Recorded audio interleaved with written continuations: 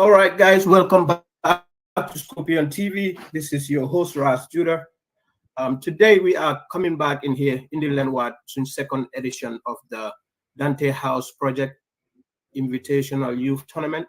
We were here not too long ago, now we're hitting a month or less, or a little bit over a month during the first phase.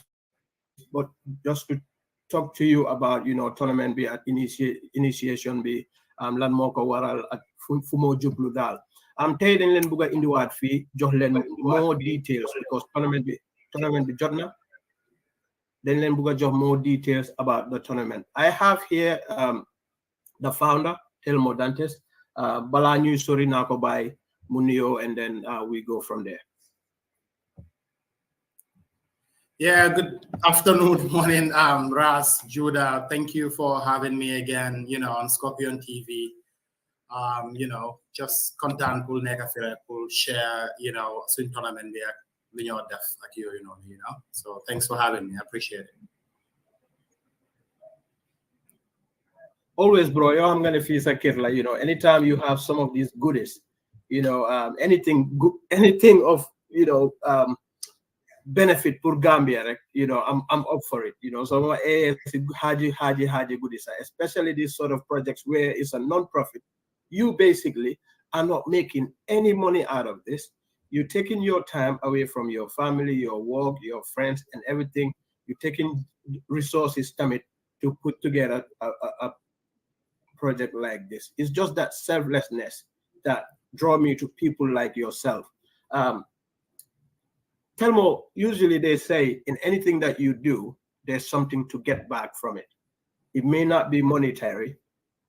It could be, I don't know. You tell me, when you're doing these projects and you sit down and there's this feel good type of, I'm going to or what makes you, want to continue doing these things? No, yeah, but you're right. In terms of materialistic things, instead I spend my own resources in doing this. Everybody has a purpose, have a calling to do something. Pullman, it's about the youth. It's about, I love, football. I love giving back, not just me, but my family. I was raised that way. Other than exercise and healthy living, li mo de tax ma muna nalaw at night, let's put it that way, and what I do is, it keeps me going. I feel like it's a purpose, it's my calling, and I just love doing it, so it's all for the youth. It's whatever makes a child smile is what makes me happy, is what keeps me up at night, yeah. All right, thank you so much. I agree with you. At least in the back of your head, you have something that is pushing you. So Sonia Samungla, bro, we gotta do this. Let's continue doing this because the final picture, so go holy, it puts a smile, in your face. Didn't do see tournament, but before you do see tournament, we want to sometimes ni dañ gis tournament wala ñu gis ngente nak wala sey bi naka la neexee why duñ dé xam the behind the scenes work of it, how many sleepless hours, how many effort you put into it. So dama bëgg ñu dugga ci lolu nonu rek and start from there.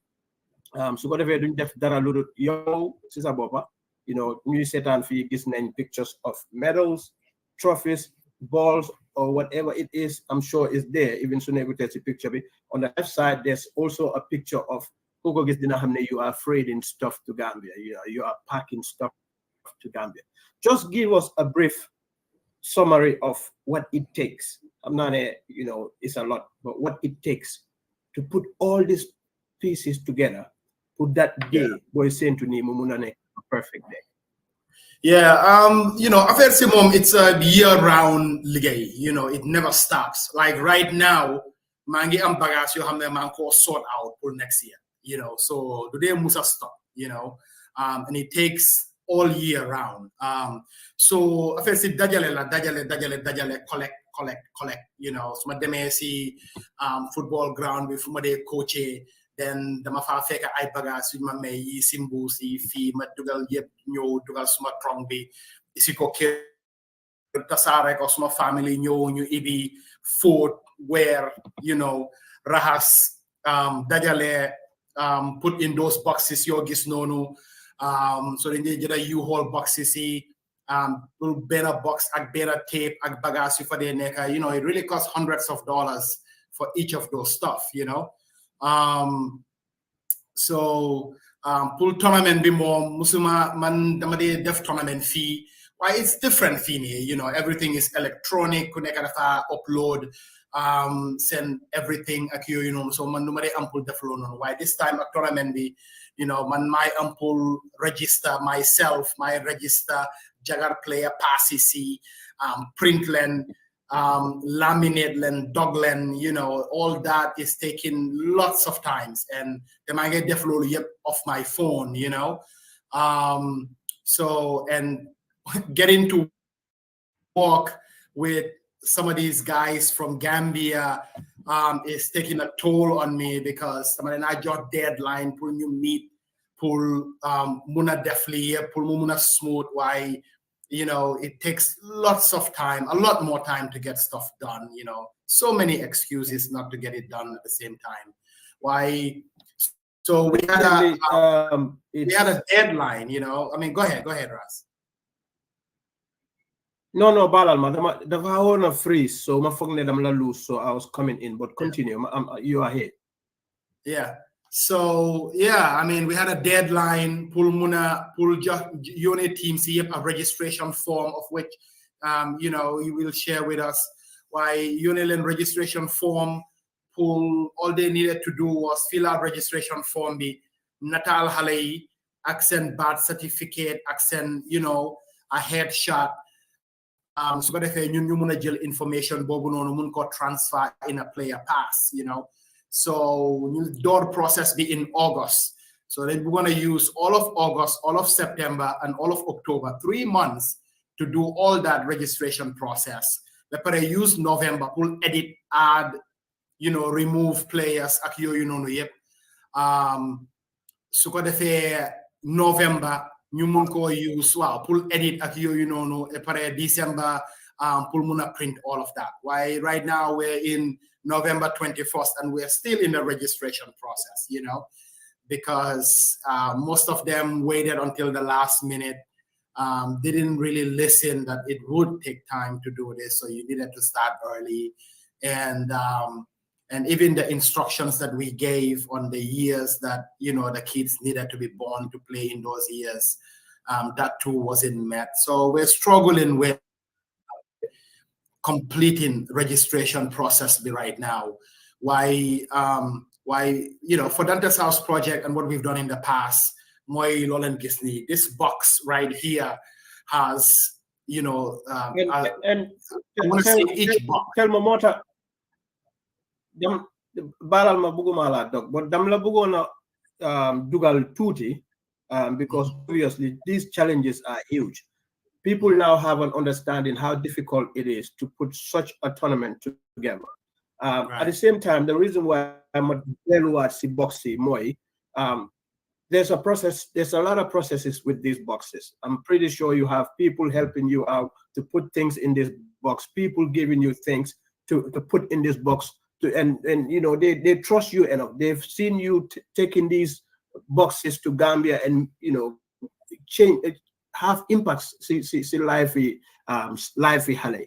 Just in English, if you can briefly just kind of say what you were saying in Wolof, for the sake of people that would be following this program later that cannot understand Wolof, they know what we are talking about in regards of these shipments. Yeah. Let me ask a question one more time. I'm sorry. I just wanted you to kind of repeat what you were saying in Wolof in regards of these shipments, the collections of stuff, because I know that there are people in Atlanta who who help you to make sure that some of these, I mean, these tournaments are successful. They would Yeah. want to hear the stuff that you were saying in Wolof. So if you don't mind, spend maybe like a minute or two just to say stuff in English for those people who may be watching later on.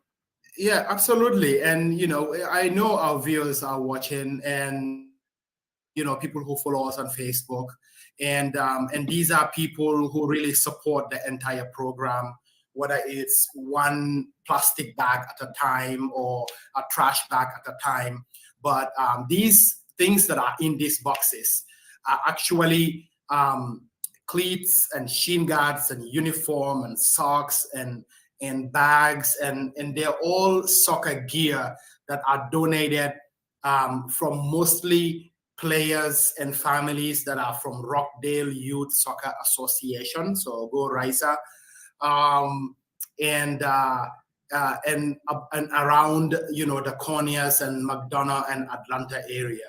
And there are cleats that are tight. Some of them are brand new cleats because the child never really got to it before it got tight. Some of them are cleats that were used by two siblings and they're still passed down. And some of them are brand new uniforms that nobody ever got to wear. 100 of those are referee uniforms that actually kids that ref here in the area. The Georgia Soccer Referee Association and the Atlanta Soccer Referee Association also donated hundreds of referee uniforms, of which all our referees will get to enjoy.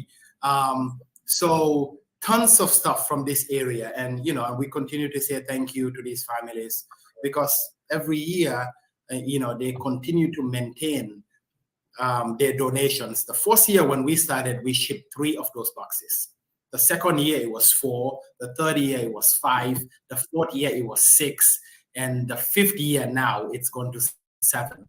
So we've shipped 7 Grand Closet U-Haul boxes this year, the most we've ever done. And it looks like we've added 1 box every year. So keep it coming, and we thank you.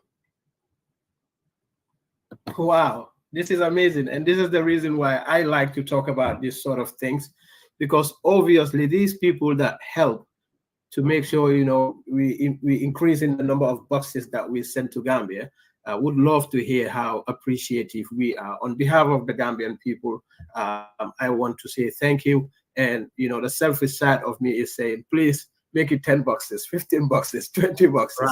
Right. But tell me, we move on to the legality of this project.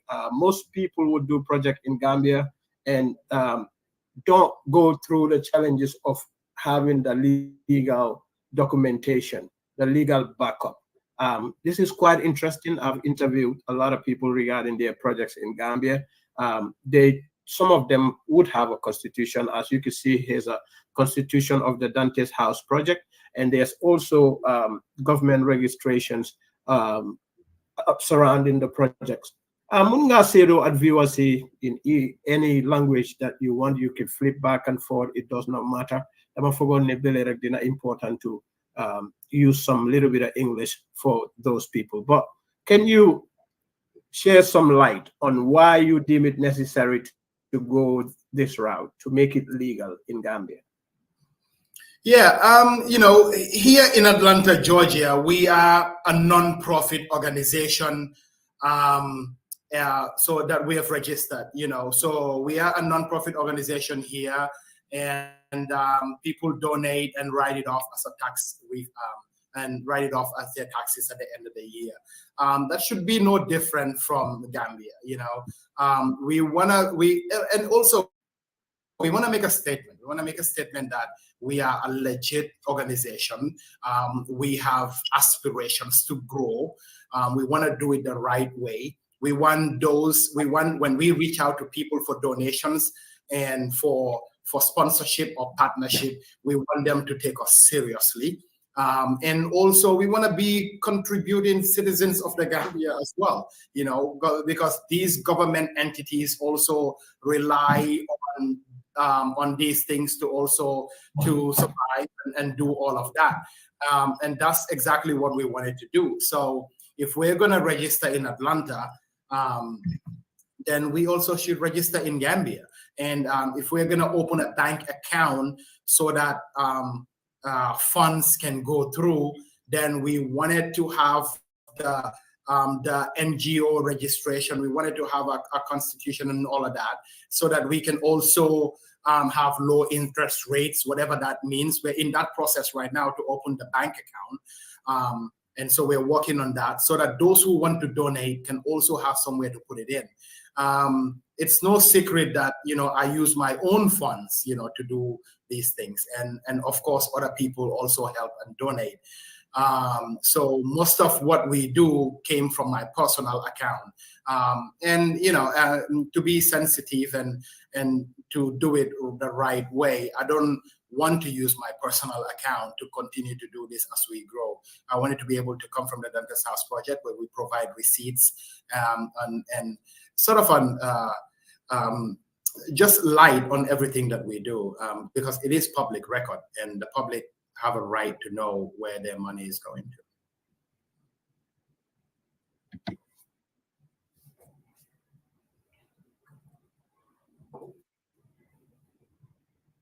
I 100% I am with you on that. And like I said, some of these programs that we do is not only to shed light on tournaments and stuff like that. As you can already hear, you are sharing information that would help other Gambians that, okay, if I have a project, taking the legal route is important for sponsors or stakeholders or investors to kind of have a picture there. Okay, these people are serious about what they're doing. They have all the data here. They have all the documentation here. So if I'm going to put my money there, I know my money is going through the right channels. What very the background work, the behind the scene work, talking about shipments, trophy, talking about the legality of it. So now viewers would see fun la more them. Here's a picture that you and I spoke about previously, and you were telling me why you love this picture. Man, I'm looking at it, and I'm looking at your project. I'm seeing a lot of Hale Yuvineka at ball. It may be a distance, but I'm pretty sure, man, at this age, Kumajohon ball in a group like this, I'm excited. I would not forget this day. Looking at this picture, what is the significance? Yeah, this is one of my favorite pictures. It's actually at the back of my business card for Dantes House Project. It was taken in Kitty, in the Gambia, which is a little village right outside of Birkama. One of my mentors and friend, Vicente Gomez, I want to say, runs this city, or this village. So, these kids really need the things that we have. And this is why every year we may go somewhere new, but we always go back to Kitty. The roads always lead back to Kitty. So this was after one of our camps that we did, donated, about 20 balls, over 100 cleats, shin guards, uniforms. I think if you look really close, you'll see girls wearing uniform. And once we visited Kitty the first time, actually, we saw some girls come out, and there were about 15, 16 or so. And there was only about 5, 6, 7, or 8 of them. Well, the following year when we came back, they used the uniform that we gave them. They added about 10 more girls, and they started a 3rd division team. And I believe that women's team now is in the 2nd division. And you can correct me if I'm wrong. But it was because of a short visit, 1 hour, boom, 3 or 4 cleats. None of the cleats actually fit the girls because they were too old. Most of the cleats that we have are from academy kids, so they are all small cleats. But they started a program, and they enrolled and they started training. and they're in the second division of Gambian women's football. That was not planned. That was beyond me. When I came back and they told me that, I was just blown away. And that shows you sometimes you do something not knowing what the impact is going to be. And Telmo, I'm a little bit, I'm a little bit like, how would I put it? I don't. This information that you just shared with me kind of got me a little bit emotional, because most people, like what you are doing, like you said, the reason why I'm a little bit emotional with this information is I have to give a massive shout out to Adama Jaju. This is the girl behind Yakar Academy, who is playing now in the second division. These are the little girls that you spoke about. Through your project, they were able to start something, and it grew to a point right now in Yakar Academy. This girl is amazing. This woman, I should say woman, is amazing. Think about it. You go and you were involved in a little project, but that gave you so much inspiration. That gave you so much motivation to say, listen, we can do a lot more with these girls. We're going to start an academy, Yakar Academy. We're going to go through the third division route. We're going to try to qualify from Combo. I think they are Combo South, from, the West Coast region. They are Combo South, but West Coast region third division qualifiers. They qualified. Me and Adama, we have a very good working relationship. Adama is like you. She's done the Yakar Invitaional, where she would have a conference and a football tournament, where it's not just girls coming to compete at the tournament. They are also sitting at a conference where teachers would come and, speak about life after football. Other experts would come and speak on so many topics that are very vital for the girl child, because majority of these girls are students. We played our women's national Norritan, and she has been a member of the organizing group ever since. Last year, Yakar Academy represented Combo South. This year, because they have made it to the second division, they could not join. But it's just her character. Adama is a person that would say nothing is impossible.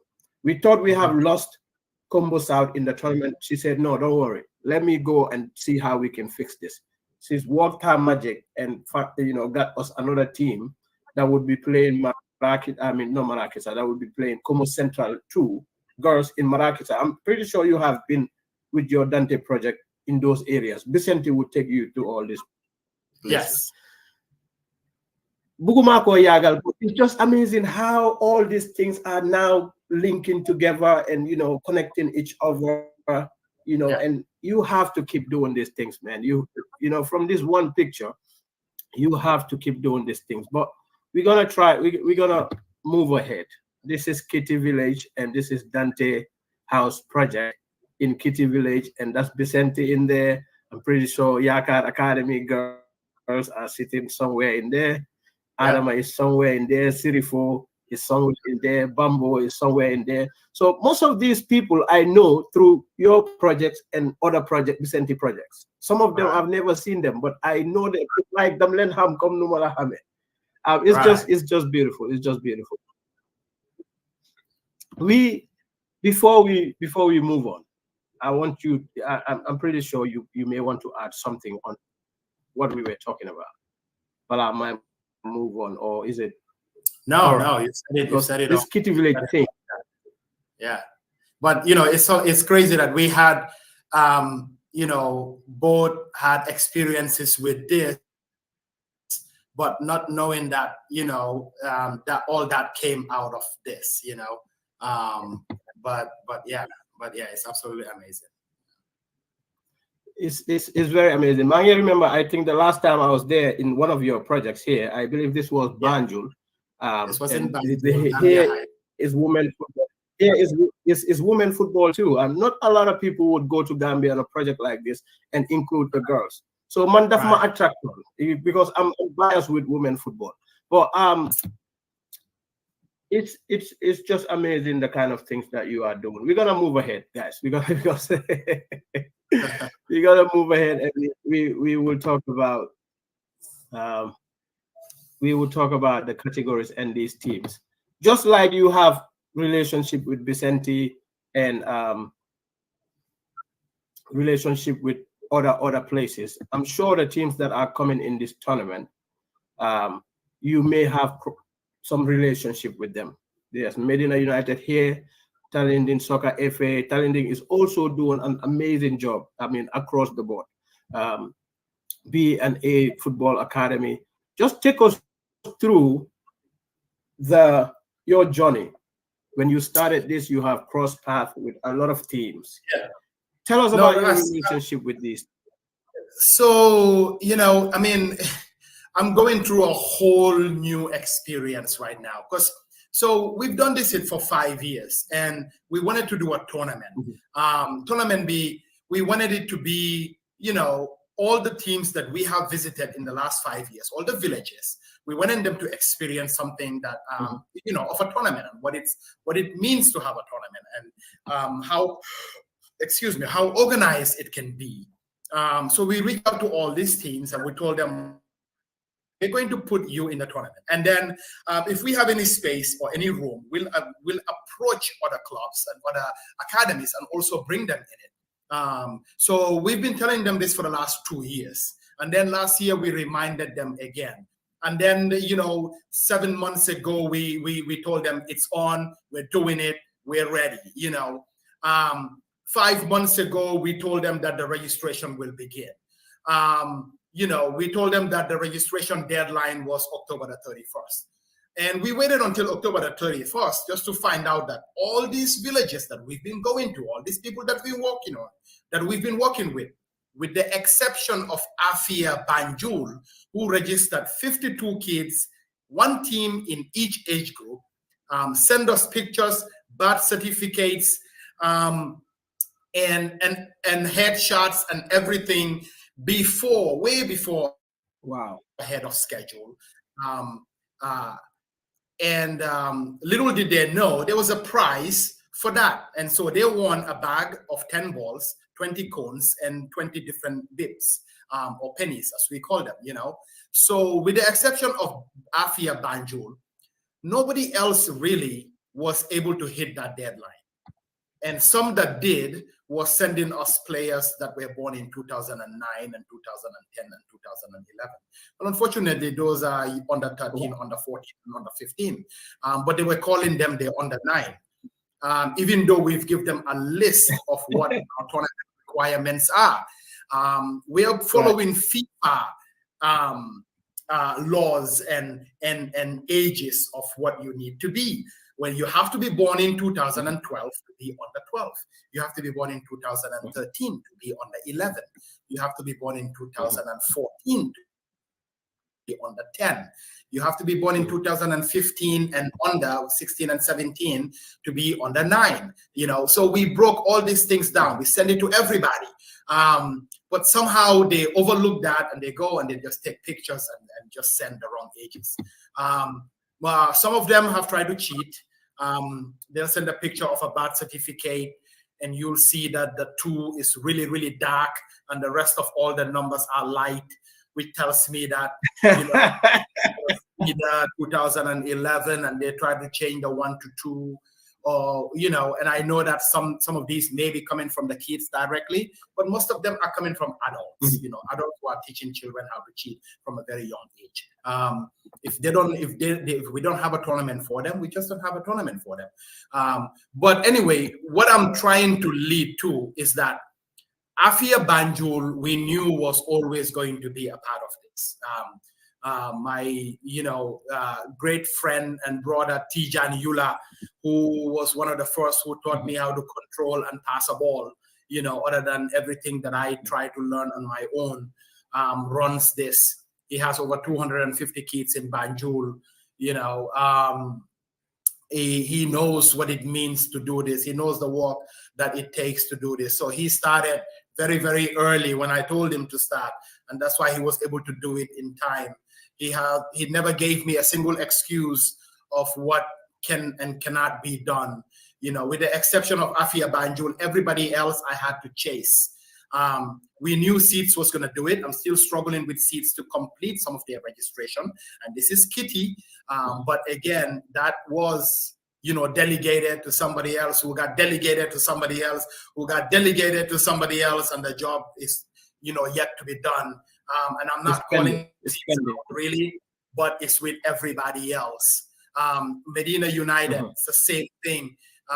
We're still waiting for the rest of the registration. But what this tournament has led to, it has led to us going to other teams that we've never worked with before. I've never worked with Manduwar before. I've never worked with BNA. I've never worked with MK Galaxy. I've never worked with Talinding or Bakote. But these are people that we reach out to after registration was closed and we didn't have the number of teams that we wanted. And we said, we're going to make it open now. We're not going to wait for anybody. We're not going to hold a space for anybody. We're going to make it open. So I reached out to several people, and within days, they were able to take a picture, birth certificate, registration, fill it out, and send it to us. And not just that, but everybody who thought they had an under 9 and an under 10 and under 11 began to find out that those kids were really not what they thought they were. Because once the kids started bringing their birth certificate, Sajo Ndama, bo fogonde Sajo Ndama la. Feka Sajo Ndama, you do 2010, So, Sajo cannot play. Why boy boy Sajo don't wanna play. Sajo 2010. So 2010 don't wanna play.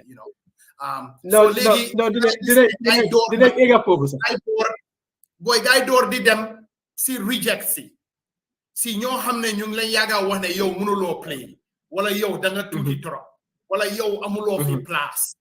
The stone that the builder rejected has now become the key cornerstone. So now they're reaching out to kids that that really need this, that this program is what these kids are about. So now we have kids in the real age group that we wanted, and so we're so happy about that, No, Teddy, I'm glad you are doing this. The last time we spoke to the same program here, the first edition, you and I were talking about there's no negotiation whatsoever. No. Your age is your age. So Amutet, if you cannot show us evidence, you are not playing. I'm glad before I move away from this, just wanted for the viewers to see that this is there are 8 groups here, U9, and the year that we expect them to be. U10 is over here, U11, U12. You could see Afia here.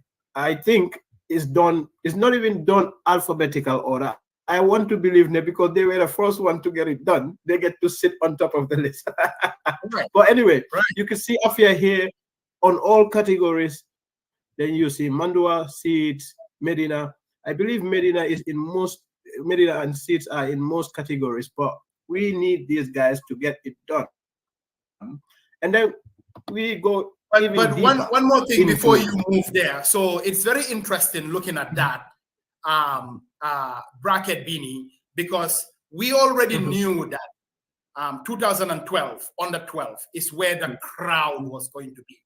I mean, this place is so crowded. We are only supposed to have 4 teams in this bracket. Well, we have 10. And I had to tell the other 4 that they have no place over here. Because this explains our entire philosophy in Gambia of what grassroots football, of what they think grassroots football is and is what's supposed to be. Grassroots football in Gambia does not start on the 9. It actually starts on the 15. That's what I found out, and that's what I'm experiencing. That's not the root. That's the stem. Most of the kids are born in 2009. Only a few are 10, 11, and 12, and 2010, 11, and 12. And even those who are born in 2012, it's a lot of them, that we knew it was going to be crowded. So we can only put 6 because we only have 2 fields. We only have 8 a.m. to 5 p.m. because it's going to get dark at 6 o'clock. And we cannot manage to play all these games in 2 days. And so I had to change the whole format to allow 2 more teams to get in there. And even the under 11, the 2013, that is also crowded. And I had to make it, instead of 4 teams, I had to add 1 more in there. But I cannot do 6 because we have no more space to play all the games in 2 days. Well, the fact of it, why, Luneka, so set as a standard in the beginning, absolutely going forward, nobody understand, okay, this is the standard, this is the expectation, it's not negotiable. Soko amute do play. And I like, we're going to move into the registration process. I like that all these players are being ID'd. They have an ID, the information, their club information is there. You can see Club Afia Banjul, you can see the hometown in there. You could see more. I mean, this is as easy as having a game pass. When you come to the game, this is your pass. If I look at it, and this is supposedly Tafafun, but I see the face of Ablain Dama, you're not entering the field. It's as simple as that. Right. Take us through that's the checking process. So before every game, every team, the guys and player passes in a ring of all the player passes. So referee is going to come and he's going to check every single player pass. So he's going to look at the player pass. He's going to call your name. He's going to say Ras Judah, and you're going to say number 10. And he's going to look at your face, and he's going to look at the player pass. And then you stand aside. And everybody is going to be checked before every single game. And we still expect cheating to happen. We still expect that on the day that we will see a kid that will come that is not on the registration form, that is not on the player pass, that is going to try to be somebody else. And if we catch you doing that, we will expel you from the tournament. Everybody that you play against will get 3 points and 2 goals. And then you will never be invited in a Dantes House Project Invitaional ever again. It's a simple. And just to make it clear, and they will be playing in this team. When he said will be expelled, it's not the player. The entire team will be expelled, and this is not light. The entire team. And looking at this, here is an example of the sort of work you have to do to get to this stage. So for people to come at the last minute and trying to sabotage it, it would be absolutely a sad thing to do. Here's an example of your registration process. Here's a kid here. I would call the kid John Mendy. He's got his birth certificate with a picture of it. So my get them through all these screenings to make sure if a player steps on that field, there's a high possibility that he is legally entitled to step on that field. Correct. And it's one thing about the legality. It's a one thing about, trying to make it fair so that the same kids that are playing in that age group are all born in the same year. But it's also like, I think it's cool, for Pul Halebi, Pul Mugis, like a card that has his name and his face, and a referee that's wearing a uniform, and a field that is painted with academic goals, and a net, and a trophy and a medal at the end of the whole process, and maybe Mayor Talib Bensouda giving you a trophy. I don't know, I think that is pretty cool. We just want to set a standard of what a tournament really looks like. But yeah, the process is long, and it's tedious, and it's hectic. And we're doing all this because we want to show how organized we can be as a community and as a people. And if I have this information and I have this experience that I've learned from somewhere else, I want to share that with my people, and that's why I'm doing this, I'm very glad that you spoke of the, spirit of fairness, the fair play in the game. Even though when man don't wholly, and I'm like, okay, we want to make sure that you were here on the nine more feet. But you touched on fairness. One good example, I think 2007 or 8, there was a tournament in UK. I think it was one of the first tournament that one of my first holidays back in Gambia. I hosted in LK. I think it was called the Youth Soccer Tournament. Funny enough, around that end is either I'm just over 18 or a little bit under 18, probably over 18, just over 18. My Agassi tournament, there was a guy who was in the same class with Smamak Mankumatoka. So the age difference between Man and Smamak is 2.5 years or two something years. I know the guy because we all went to Central Primary. There's no way that this guy can sneak into the tournament. So madam approach coach be man hey, sign it do play. Minima why? Minima he's under 18. Man no. If he plays, even if you win, then I lose point because man hamna. So my other guy, man, what nasa coach be that you cannot play in this because this is an under 18 tournament. And if you play, then I gain. So I really like net touching on fairness because look at these under 9s. And then you go and bring what you call him a blind dama who is 15 years to come and play against this. First is not safe. Second is cheating. Right. And you know, I cannot emphasize enough about, you know, fairness, you know, honestly, you know, some of us here are trying to play God because we're really taking somebody's, you know, opportunity and giving it to somebody else. Really, that's what we're doing. Because if somebody was born in 2009 or 2008 and they're under 16, they're supposed to go represent their country, and you take somebody else that was born in 1979 and give them that spot, and then they go represent our country. Not only have you cheated on both of the players, really, but on the opponents that we're playing against, on the right to represent your country on that age, you know, and you know, and just taking it from one person and giving it to the other, you know, it's not fair on the sport. It's not fair on the person who is legally of age to do it. It's not fair on our opponents. You know, it's not fair on our country. It's not even fair on the person who thinks they have the opportunity, because then what? Then they become a professional and in 2 years they can't play anymore, you know, and then the other person has to wait for another 10, 15 years before they're over age, before their age is also changed so that they can have an opportunity that they could have had 15 years ago. You know, you know, we're approaching this, we're doing it the reverse, you know. Why don't we approach these kids right now that were born in 2000? The youngest kid that has registered here in the Dantes House Project was born in 2018. That kid is 5 years old. And he is going to play in an under 9.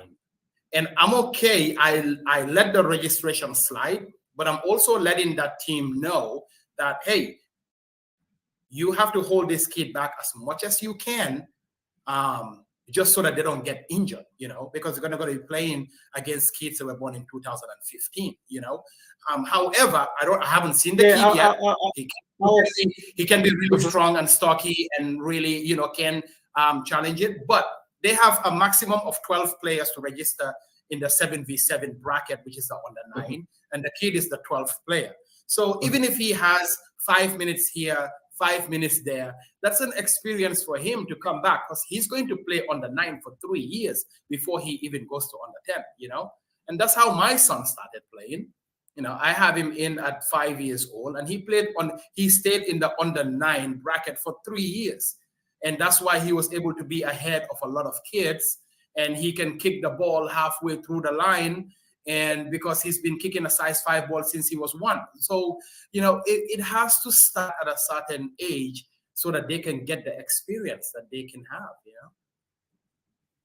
It's quite interesting because I'm sitting here and I could be wrong, but the light bulbs are on. I'm thinking, is that a safeguard issue to have a year 5 playing 3-4 years up? Yeah, but well, then again, it's up to the parents to decide. Look at the kids. The oldest it could be is 2015. So they are 3 years apart. And yeah, but it's Mhm. the kid might not even play, you know, the kid might not even play Yeah. because I'm pretty sure that What? if the game is really close, that they won't put him in. But and that is okay for you to take a 5-year-old, put him in an under 9 bracket, sit him on the bench, make him have all that experience. And I can tell you right now, what comes to mind is Ronaldo, R9, who went to the World Cup at Yeah. 16 years old, Mhm. sat on the bench the entire tournament, won a Mhm. gold medal and a World Cup Mhm. without stepping a foot in the field. And 4 years Mhm. later, he's the best player in the world, you know. So just the experience, Yeah. okay, you know, and I will make sure that I am a tournament director. So I am going to be there for 12, 13 hours of the day. I know the kid, Mhm. and he's just a filler, but I want him there. I want him sitting in that bench. I want him Okay. watching. I want him, you know, Yeah. everybody else, you know, I will force them to, for Mhm. everybody to at least get some playing time. But I'm okay with one filler, Yeah. you know. But again, you know, it's about the experience. That's what Well, this is. mun naa am sax xale bu mun naa am tamit Players, xale bu tëng la sax. coaches, referees, yeah, and you never know, you know. I mean, boy, you need magnet playing banjo, you know, tanky nen, Mhm.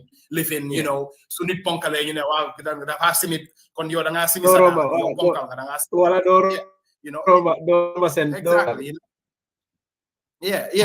You need But play, anyway, dama bëgg a you're delluwaat. playing against Dantes, you know, boy, guy and am I sick him at mustache, and you play against them school team, you know, you don't let Yeah.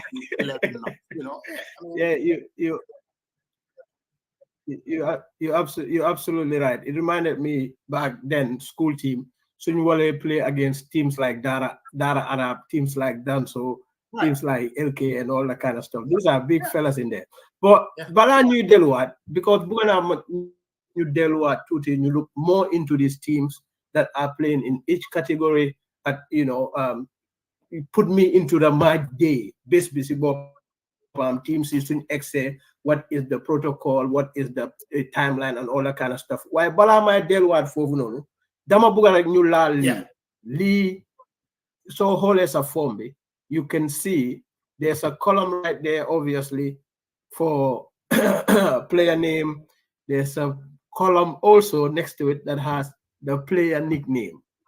This is of interest to many Gambians, especially on the marketability side of our grassroots development. I guess Mohamed Lamin Gassama yeah, nickname is Philip. Philip. You have Kevin De Bruyne, you have Vardis, you have Vidic, you have Arnold. There's two sides of this, and I want to give you the opportunity to start on news and names here and the choices. So nicknames here, and then yeah. maybe I Man, could jump in I with the put the other stuff. nickname there because one the nickname Colombi Manakosi I added it in there because one in the Mhm. beginning I'm hoping one of our sponsors or partners will actually take on the responsibility to provide the uniform for the entire tournament, you know. And when that Okay. happens, I want every kid to have their name at the back of their shirt. I want to create a culture, Yeah. you know, I want to create a culture that Brazil has done, but they don't own it. Okay. Mhm. We all grow up in Mhm. Gambia. Every single one of us has a nickname, you know. There's a culture to that, A you know, it nickname, gives, we have 50. We yeah, have huh? 50 nicknames.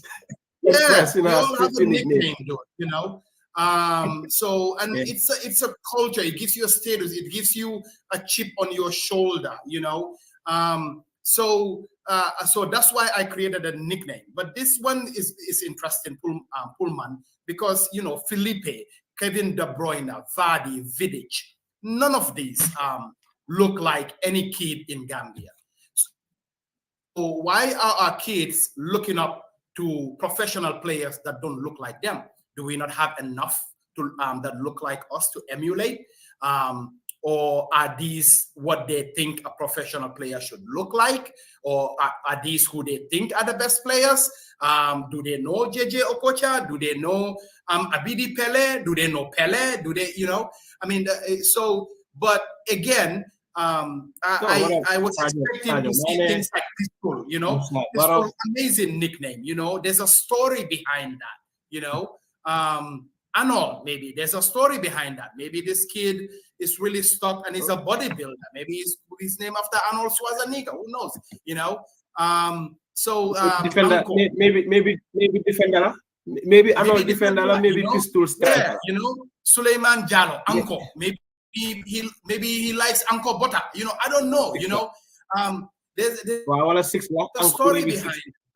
So, maybe he's an anchor. There you go. See, I didn't think about that, But we wanted them to have we want them to have a personality. We want them to, to provide. But when we do have a sponsor, and these sponsors, if you're out there and you're listening, it only takes $7,000-$8,000. You can dress every single kid in this tournament. We can put a big logo of your company or corporation in front of the shirt and behind the shirt. And we can call it partnership of you, whoever you are, we can do that. So that's the goal behind it. But we also want these kids to, if they are going to emulate a professional player, for it to be somebody that look like them, but absolutely. There's Musa Baro Mungfa Jamano Mungfa Ablai Jallo Mungfa Sadio Mane Mungfa. And the reason why let's talk about this nickname stuff, because I believe there are two sides of it. One of the side, Moyo Langako, is very important for us to safeguard our identity, what we look like, our culture, our names are part of it, our nicknames are part of it. But I'm growing up and people calling me Pavel Nedved, and I look nothing like Nedved. And today, the reason why there's another side of it, for marketability purposes, especially when these kids are 16, 17, going into the Gambian league, it's not good for the media to be calling John Mendy Ras Judah. It's not good. It's not marketing me. An agent wants to come and contact John Mendy. Then if they look up Ras Judah, they're not seeing anyone. Well, the other side, I don't want to interrupt you, Ras, but if you are good enough, they will hunt you down and they will know your real name.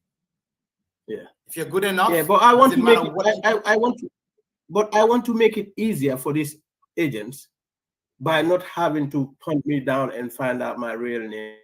But you are right. But because another side, Buma don't hold things. You look at Rooney. Rooney, when he was growing up, Rooney grew up in a very dangerous place. The crime rate is high. But even up to today, Magami and some of his childhood teammates, they call him Jimmy. I'm going Jimmy. Hesselbank don't play Chelsea from Holland. See? Rooney looks nothing like him. Right, so it's two sides of it, but it's very important because in Gambia we overdo it. They put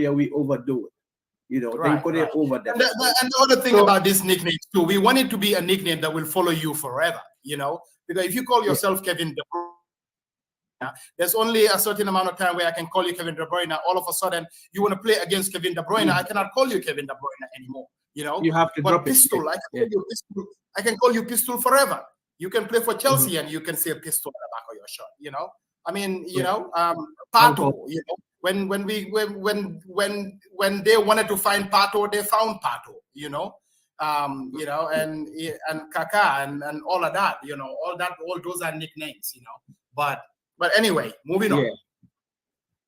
Yeah, moving on. This is the last bit that we are going to touch. I think we have probably 3 minutes on this, so we're gonna go through it. Just these are the teams that would be in the tournament. Already we know that.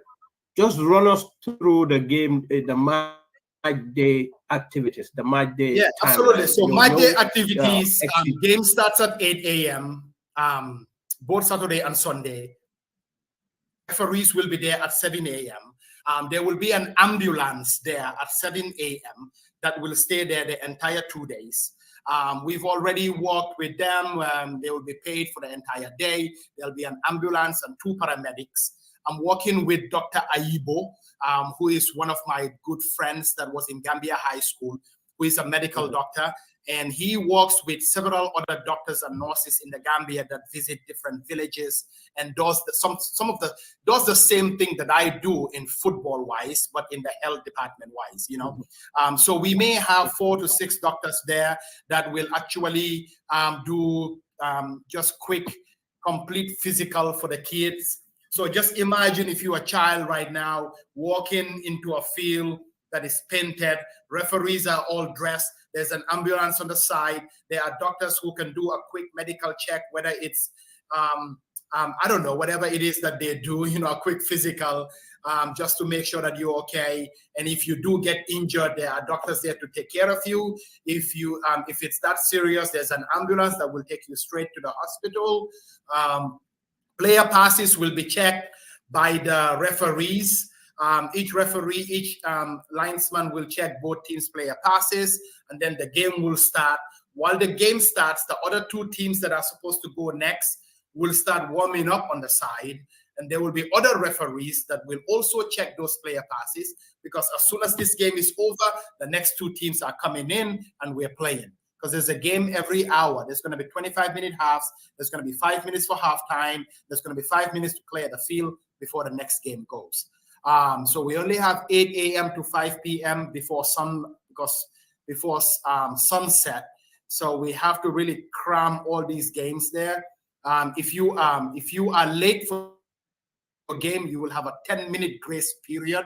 If you're not there for that 10 minutes, the game will be adjourned or abandoned or whatever it is that you say. 3 points, 2 goals will be given to the team. Next game, we're gone. So you're either going to learn the hard way or you'll be on time. Thank you so much for that rundown. Absolutely. Either learn the hard way or be there on time. I'm pretty sure if you miss it the first time. Just to add, we're providing transportation for every single team to make their way there. We're providing transportation. And after you play, you're going to play 2 games in one day and 2 games the next day if you go to the final. We're providing food between your games. So you will have at least 3 to 4 hours before your next game. And while you're waiting for that, we're going to provide a bag that will have, a nutrition bag, a fruit, whatever it is that will be in the bag. We have 200 cases of water. So everybody is drinking water unless a sponsor wants to bring any kind of juices. Absolutely no sodas allowed. So all these are there. So there's no reason for you to be late because we're providing transportation for you. So if you're late, that's on your own terms. We'll give you 10-minute grace period. We're giving the points away and we're moving on. Absolutely, Claire. Thank you so much for giving us the rundown and the expectation for the Dante House Invitational tournament coming soon. Hopefully this session that we just did would reach out to people who needs more information on this, especially the people that would be in that tournament, because this is information packed. I'm pretty sure Telmo had been giving you all that you need, but just in case you need a reminder or you need a refresher, this show here is for you. Dante Balanyu Jehal, we have pretty much a minute. Anything that you just want to highlight real quick before we would have to schedule again, maybe in December when you are in Gambia, bring some of these guys who would be in the tournament. We sit down and talk more about the tournament because we get anything you want to highlight in a minute. So what we're just asking for is our sponsors, partners, donors to please help come through because the tournament has not really started yet, but the expenses have a long time ago. And right now we're just pushing through in order to get all of these done. So if you want to be a sponsor, a donor, or a partner, or whatever it is that you want to do, please reach out to us. You can donate directly at the danteshouseproject.org. You can also reach out to us at the Dantes House Project through Facebook or Instagram. So we're just hoping that, people will come through. We have a lot of people that want to be a part of this. Mayor Talib Bensouda has reached out, and he really likes what we're doing, and he wants to be a part of it. We are naming all our trophies, and we're actually honoring the living and the past, and the dead, or whatever you want to call it. But we are naming 2012 trophy with the George Kagbo Cup, who has really passed away and has been part of the Dantes House project. We're naming the under 11 trophy, the Biri Biri trophy.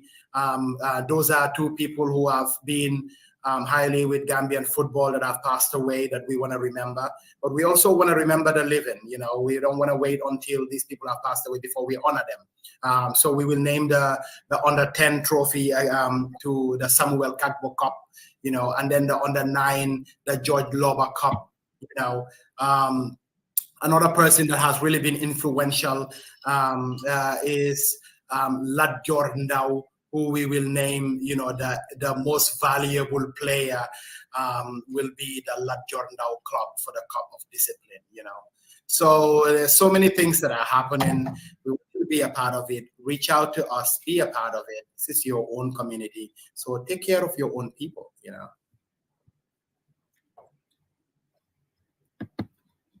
Thank you so much. We are welcoming all the sponsors, stakeholders, anyone that wants to invest in giving back to our community. Comme num ko waxe Gambia suñu dikala te ñun rek leen mëna defal. Kenn du joggé ci biti defal leen te kuy joggé ci biti war leena defal tam waruta opa ñun ñi nga xamne ñoy doomi réew bi lu ñoo defal suñu ndaw yi ak lu ñoo defal suñu. Thank you so much. Hopefully we would have a presence, Scorpion TV tournament with that day. Hopefully we're working on it to kind of do the same thing and show the rest of the world what that tournament looks like on their screen. Thank you so much for coming in, and thank you to all the viewers, and I'm wishing all the teams that would be participating there, all the kids, all their coaches, all their communities, the best of luck. Thank you so much, Dante. Thank you.